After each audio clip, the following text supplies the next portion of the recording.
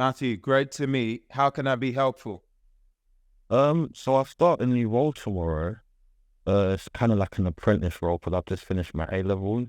So I was just kind of wondering, how to kind of position myself in the best way in terms of, embarking on this new journey in my career. Okay, so you've just finished your A levels, Yeah. start a new job tomorrow. Tell me about the job. So it's an advisory role, and kind of like an audit role in international like finance and like development. So it's a lot of work with the United Nations and like non-government agencies and stuff like that, or non-profit agencies as well, where we just kind of provide advice, solutions, and all of that type of stuff. Okay, and what will you be doing specifically? For the first few months, I'll be shadowing somebody on different projects. I know the first project I've been allocated to is a project taking place in Kenya for like orphans and widows and stuff like that, with a company just kind of providing solutions, seeing how they can operate tax efficiently, effectively, and all of that type of stuff. I see. Okay. And what made you choose to go down that path? I've kind of always known I've wanted to do something in terms of relating to finance. And I think the easiest way to kind of get into finance at my age, if you don't want to go into university, is kind of like either an audit apprenticeship or like an accounting apprenticeship. Because with finance, the base level of that is pretty much always stems from like your ACA, ACCA, or CIMA, things relating to like accounting. So I always kind of knew that I wanted to get into something that had to do with accounting, just at like the base level of my career, and I can obviously grow into something more specialized. And whereby I had the opportunity for me to travel, I like traveling and just working with the agencies that were listed and like the organizations that was listed, something that kind of appealed to me. I see. How old are you, Matthew? 18. You're 18. And who do you want to be over the next few years? What's the vision you have for yourself in your life?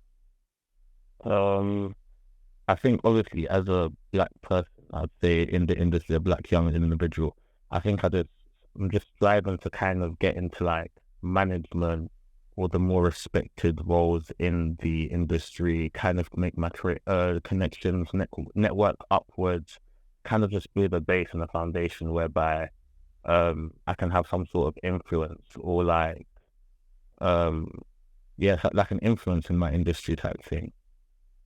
I see. I see.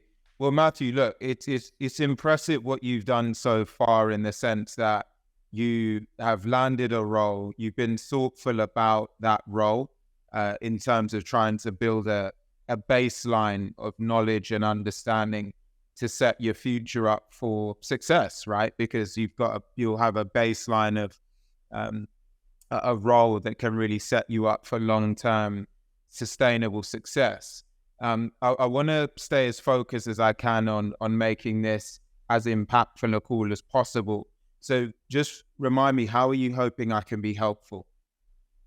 Just kind of offer some advice, kind of like, in terms of the best mindset to go in with into the industry and the workplace, kind of ways I can position myself to kind of accelerate myself and have that streamlined process and get into where want to be in the industry or in my career journey, and kind of just like some, discipline advice.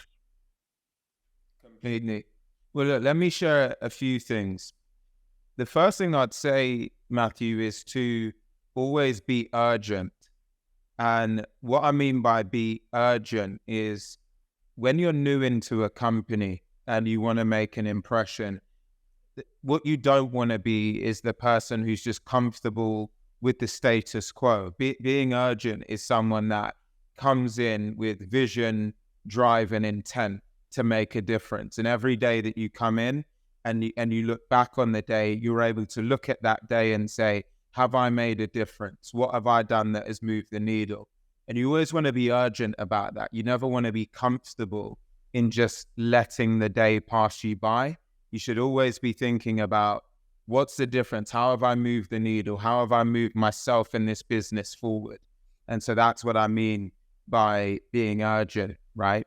The second aspect to this, because you spoke about discipline, is for you to really ingrain in your brain that your daily motivation is always going to fluctuate.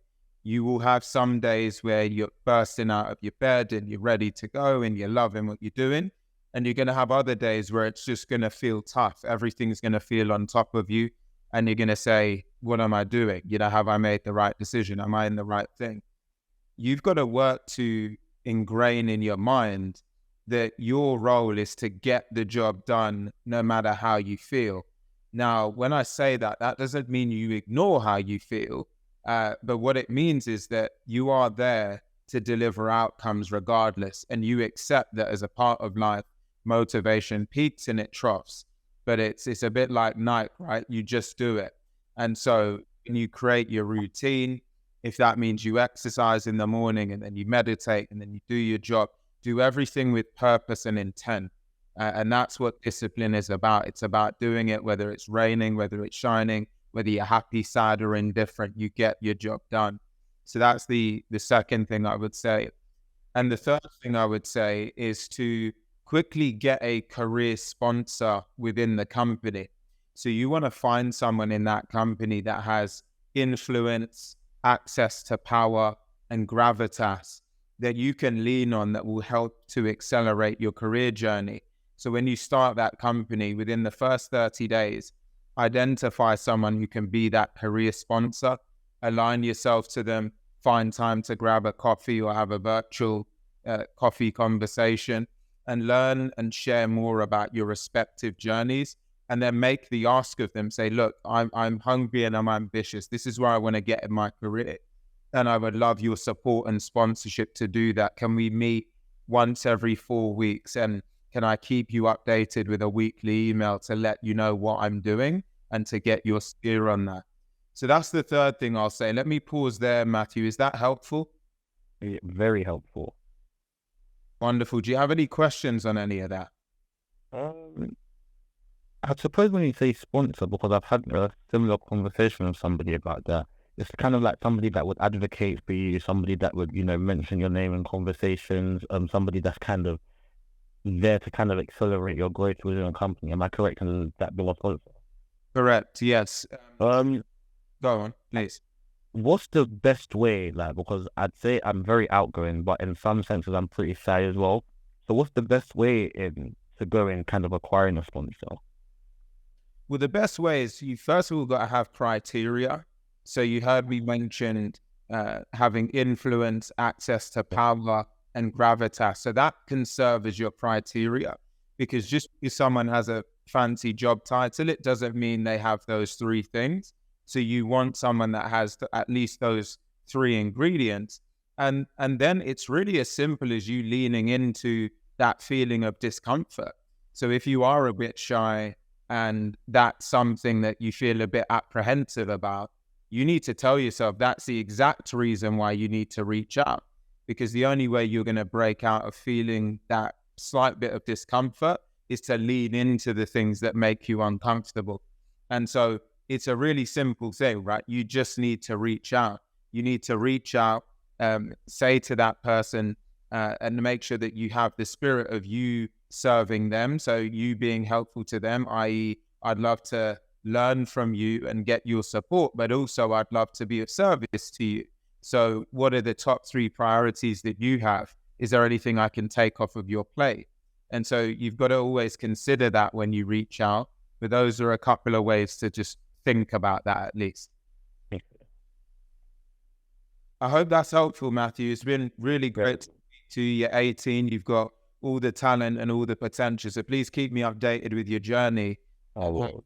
Wonderful Sunday. Good luck with the new job tomorrow. Thank you very, very much. And thank you for the call as well. It's a great pleasure. Go get after it. You take care now. All right, then. Have a good day. You too. All right, bye.